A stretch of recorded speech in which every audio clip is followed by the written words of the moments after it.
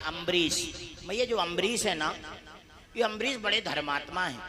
ये राजा होते हुए भी लिखा है करऊ हरि मंदिर मार्जनादिशु। नीलम जी जरा ध्यान से सुनिएगा, वो अम्बरीश जी प्रतिदिन भगवान के मंदिर में झाड़ू लगाते थे, राजा होते हुए भी। हाँ, राजा होकर भी झाड़ू लगाना कोई छोटी बात है। यहाँ तो जरा सा गांव का प्रधान बन जाए, 4 से 10 गाड़ियों का मालिक बन जाए, 2-4 कंपनियों का मालिक बन जाए, वो झाड़ू तो छोड़ो। हाँ, वैसे ही उचको फिरे वो बना लगावे झाड़ू मारू का ऊपर। जरा ध्यान से सुनियो भैया, ये भगवान के मंदिर में झाड़ू लगाते हो, हर एकादशी निर्जला व्रत करते थे अम्बरीश जी। हाँ, एक बार प्यार से बोलो राधे राधे। राधे राधे। अच्छा, आप लोगों के मन में एक शंका रहती है, आजकल 2 एकादशी पड़ जाती हैं, महाराज जी कौन सी एकादशी का व्रत रहा जाए। लोग ज्यादा पूछते हैं दिनेश जी, जिस एकादशी में ज्यादा भ्रम होता है मैं उसमें वीडियो बना के 2 दिन पहले ही चैनल पर डाल देता हूँ। और नहीं तो सच बताऊं, इतने फोन आते हैं। और कई लोग तो, यहाँ मिट्टू की मम्मी बैठी, कई बार तो ये कह दिए पंडित जी हमें तो काऊ पे विश्वास ही ना है, तुम बता दोगे वही सही है। क्या नाम, दरोगानी जी बैठी। एक आप जब तक आप नहीं कहोगे तब तक हम व्रत रहने वाले ना है। माँ, कौन सा व्रत एकादशी का रहना चाहिए, इसमें ज्यादा परेशान होने की बात ही नहीं है। सीधा सीधा भागवत में लिखा है, ये कथा सुन लो, व्रत का निर्णय हो जाएगा।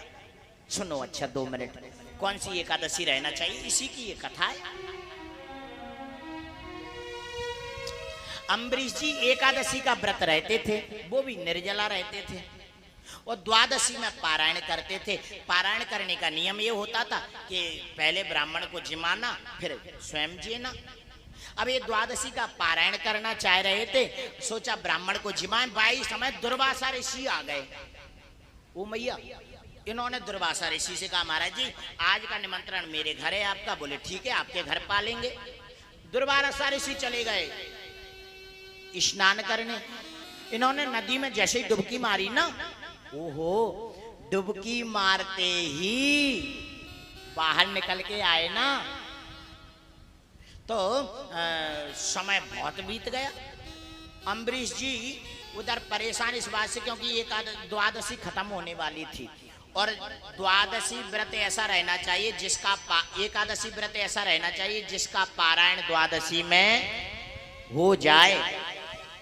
हाँ, और वो संप्रदायों की बात अलग है, वो पंथों की बात अलग है, संतों की बात अलग है। संत कभी भी रह सकते हैं, उनकी तो रोज ही एकादशी है, संतों की क्या है, रोज एकादशी है। और तरह जो पंथ हैं, जो संप्रदाय, उनकी बात अलग है। हम गृहस्थ हैं, हम साधु नहीं हैं, हम किसी संप्रदाय से नहीं हैं, हम किसी पंथ में नहीं हैं, हम गृहस्थ हैं, हमारा धर्म है गृहस्थी जीवन जीना। इसीलिए हमें ऐसे एकादशी का व्रत करना चाहिए जिसका पारायण द्वादशी में हो जाए। अम्बरीश जी परम वैष्णव, भगवान के अनन्य भक्त, जिनको पंखा झुलाने एक बार ठाकुर जी आ गए थे। हाँ, जरा ध्यान से सुनना।